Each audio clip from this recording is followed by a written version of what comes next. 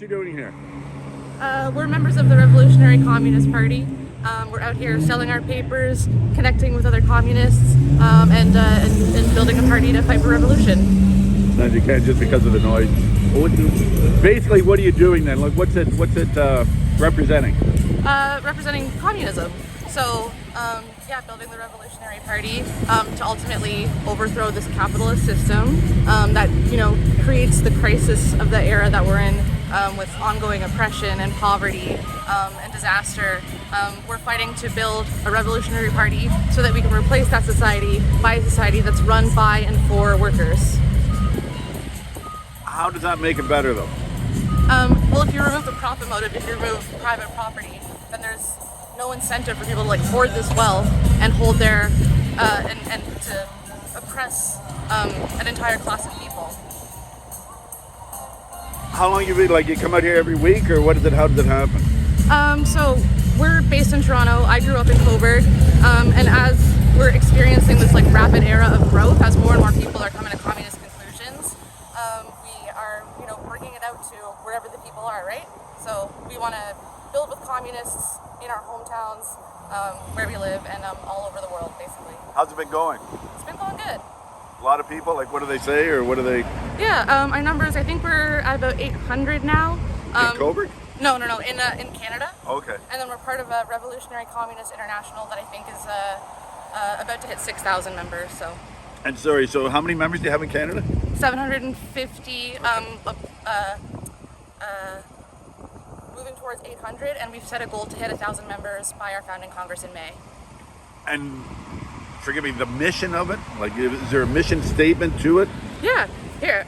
So part of what we're doing today is we're out here selling our paper. It's the manifesto, or it's our paper that we put out on a monthly basis.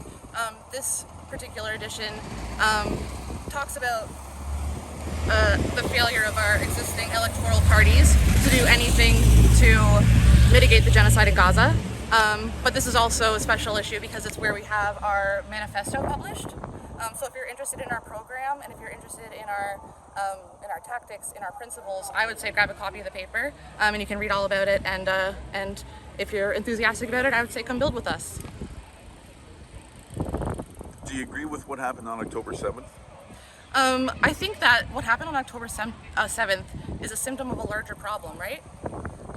The people in Palestine have faced oppression from the imperialist Israeli state with the backing of US and Canadian Western imperialism for decades, for over half a century.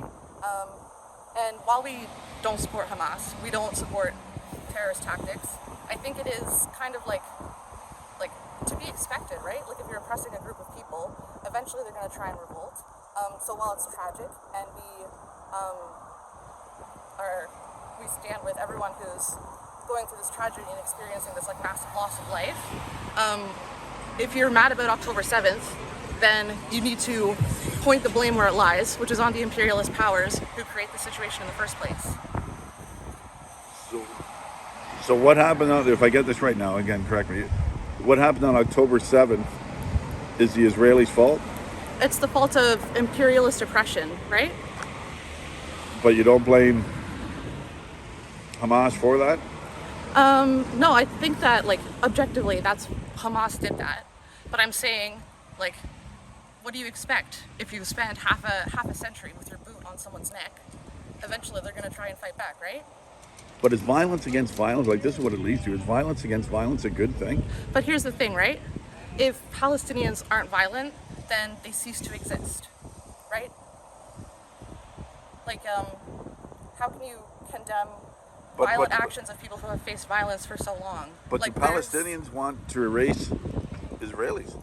I don't know if that's accurate. Yeah, and I don't know either. I'm not saying, as I say, I don't know either. I ask it as a question, just because of what, even the protests in Toronto and all that stuff. Yeah. They're saying about Jews, about this stuff, about that stuff, and that. So I don't know.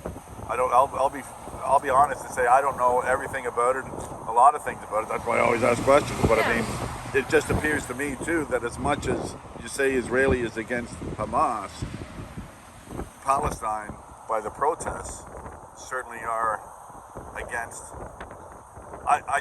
It's hard for me to step forward when you can't condone what happened on October 7th. Hard for me to step forward with what? what's the argument?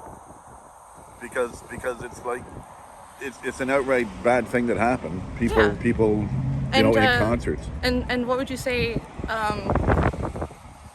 The oppression that the Palestinian people have been facing, is that not also a bad thing? And that's why I say I wake up to October 7th because they were at a concert and all that stuff. So this is why I say I'm ignorant to that, and I'll plead ignorance to that, and that I don't know. Yeah. But just on October 7th, in other words, where were you last year? Where was I last year? Yeah, like were you here last year? No, we've been organizing in Toronto. So that's what I mean. So this came about. Did it come about as a result of October 7th? No. Okay, that's what I mean. Our work's been building and spreading, like prior to October 7th. But obviously, as communists, like we objectively stand on the side of an oppressed people, and fight for their right to exist and their right to self-determination. So like that plays a big part in our work.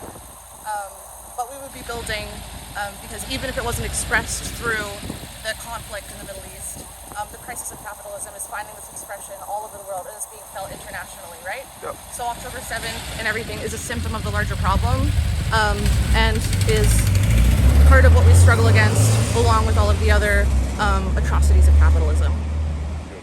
Last question. The stickers you put on, I gotta ask this, but isn't that illegal? It might be. But I don't know who put those up. You admitted you did. I don't know. Do we admit that? I don't think we admitted that. You didn't admit that. Your whole argument's gonna go here. No, I think this. Your whole argument's gonna go because you told me before you did.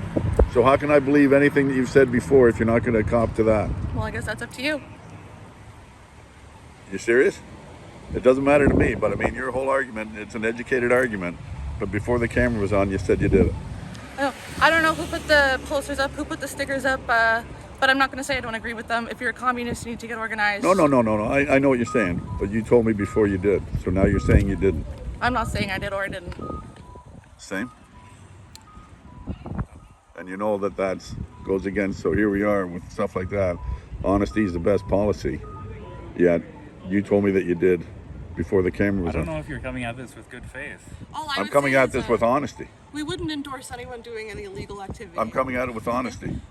And honestly, you said that. I'm saying if you're a communist, you should join us. And if you want to fight against this oppressive system, which is grinding working people into the dirt, then we're building the party for you. And that's all I'll say. Okay. But it all means nothing now because you're not being honest. That's all I'll say. Thank you. Yep.